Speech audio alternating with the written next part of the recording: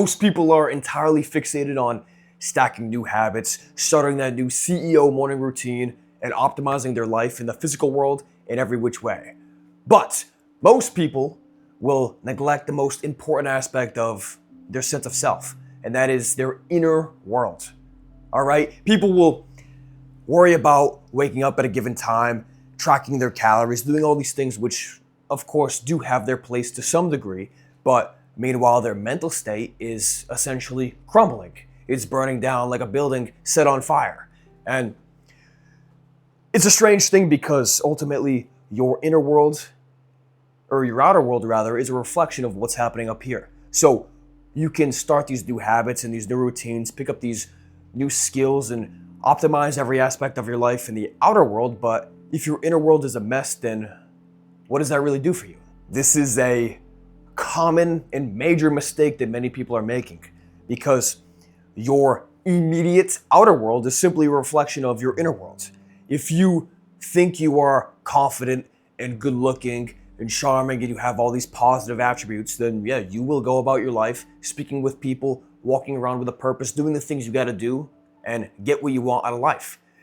But if you think deep down within you at the psychological level that you're anxious, that you're not good enough, and you let all these limiting beliefs from other people impose themselves onto you, but you go about your life with that CEO morning routine and you try to willpower your way through deep work and yada, yada, yada, then you'll fall back into your old ways, because deep down at the psychological level, subconsciously, you don't think you're good enough. You think you're lacking the skills, you're not good looking enough, or all these other limiting beliefs that you have within you. This is why it's so important to master your inner state, your mind, your mental state, rather than overly fixating on things happening in the physical world. Now you might be thinking, all right, buddy, whatever you say. And if that's the case, then fine. All right, this message is not for you. But this message here, this is for the person who is trying to overly optimize all aspects of their outer world, but their inner world feels like a chaotic shit show. Because that was me for many years. And I know firsthand that you can stack all these new habits. You can go to bed at 9 p.m., wake up at 5 a.m., go for a 5-mile jog, lift weights, drink a green smoothie, meditate yourself into oblivion, follow that CEO morning routine, and while it will feel like you're doing the right things, nothing changes. Your life will essentially still stay the same because internally, you don't feel like you're deserving. You don't feel like you're enough. You don't feel like you have the skills or the knowledge or the tools to achieve the things you want to achieve. And this is why so many people end up reverting back into their old ways. So if you're one of those people who is just like me, then this video is for you. So in today's video, I'll share the 3 mental models that I have embodied within my own life and will continue to embody within my own life moving forward, that have allowed me to essentially work on my inner world and reshape my outer world as a reflection of that. All right, so let's begin. The first mental model or mindset shift that I have adopted within my own life is assuming that everything is working out for you. Now, I know it seems extreme, it seems over the top, but there's a positive in every negative. That's the idea of polarity. Light, dark, white, black, yin, yang.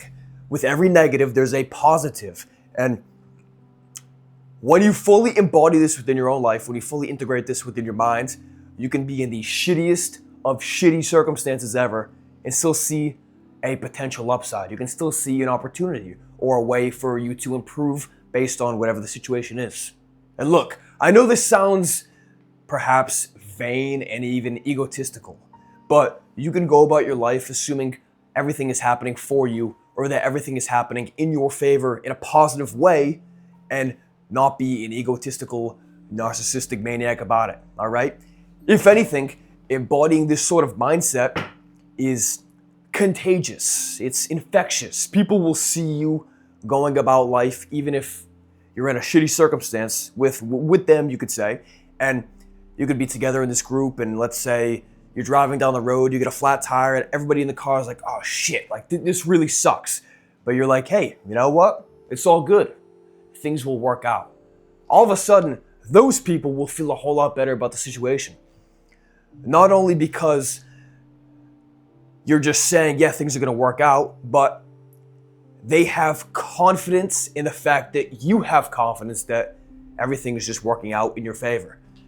And yeah, it's a very bizarre thing, and I know the universe works in very mysterious ways, but the unexpected things that you occur or that you experience on a daily basis, maybe they are occurring for reasons that you don't quite know.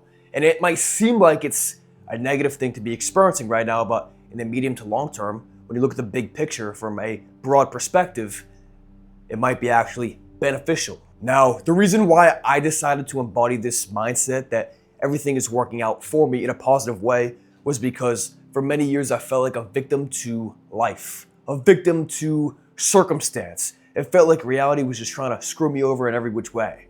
And the reality was that things, life, the universe, reality was not trying to screw me over in every which way. It was just my perception of it. And once I realized that there's no point in seeing things from a negative perspective, this opened so many doors of opportunity. I was able to meet new people, build new relationships, learn new skills, try new things, and not feel like I'm a victim to circumstance.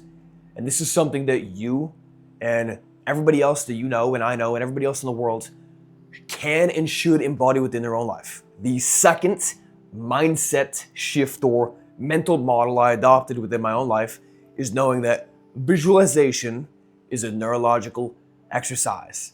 And I know that sounds crazy, but let me explain. There have been countless studies showing how visualizing yourself doing a certain activity is just as impactful as actually doing the activity itself. And with my work with one-to-one clients, I've realized firsthand that, yeah, this really is the case. I have helped them utilize visualization, and I have used visualization within my own life to see and feel and experience these tasks happening within my mind before I actually do them. And it turns out this isn't just some woo-woo metaphysical nonsense of the new age. No, there is legitimate science backing up what I'm saying here. So in 1943, there was a study from the University of Chicago. And the researchers, they split people into different categories, and they were going to test their ability to shoot foul shots or free throws in basketball. So they had one group of people who did not practice at all. They tested how well they shot at the beginning and then how well they shot at the end. They had another group of people who practiced shooting foul shots every single day.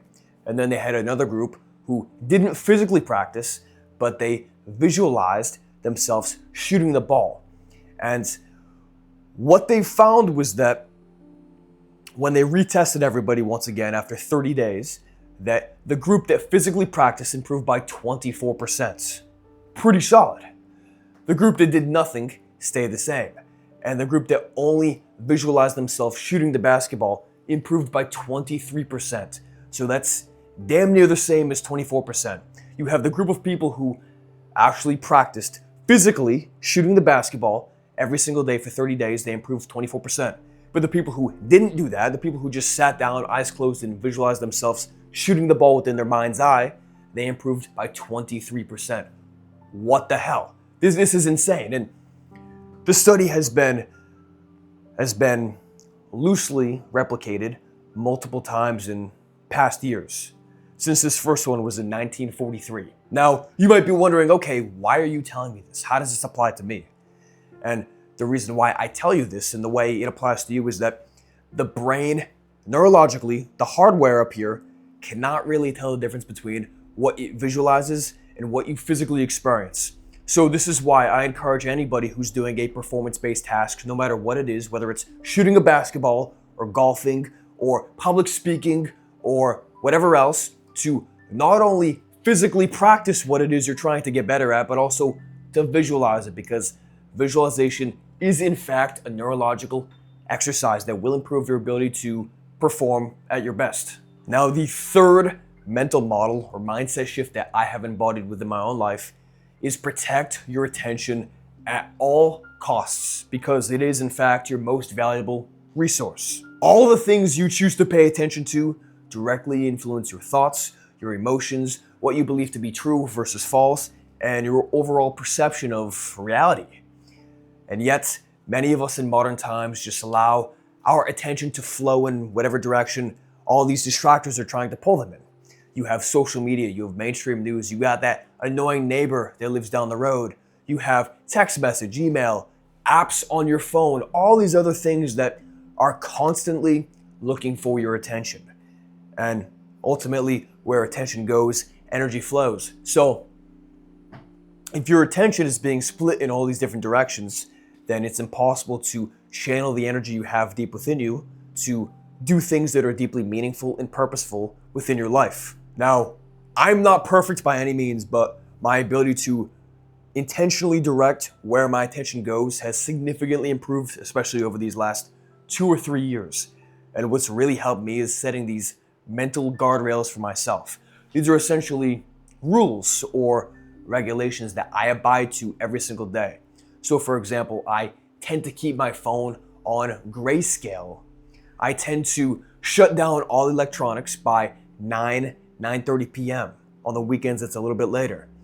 I tend to not use my phone or check my email or check any social media within the first hour and a half to 2 hours of every single day. This alone, this right here, has helped me so much. I highly recommend you set those mental guardrails up for yourself as well, no matter what they are. Anything is better than nothing, because ultimately, your attention, along with your physical health, as I mentioned, is the most valuable resource that you have. You need to use it wisely, especially in these crazy modern times we're living in. Of course, it's very easy to get caught up in the physical world, stressing about your new habits and routines and all these things you're trying to do and optimizing all aspects of your life. And yeah, they do have their place. They will improve your situation. But if you don't do that inner work to begin with, if you don't embody these mental models, these mindset shifts that I've mentioned here, then more than likely, you will eventually just revert back to your old ways. And no matter how many new routines or habits, or no matter how much willpower or discipline you may think you have, it won't last. So yeah, ignore this outer reality you're living in, all right? Don't ignore it in a negative sense, but don't get so fixated on the things you're doing in your physical life. Master your mental state, master your inner world.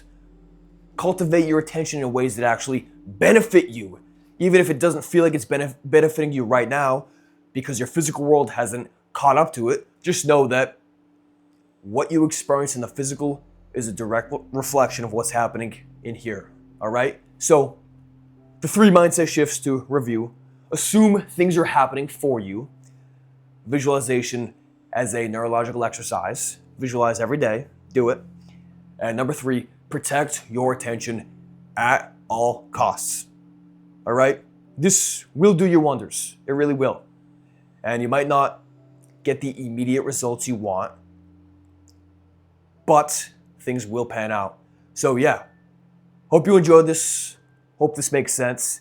Thank you very much for watching, and I'll speak to you soon.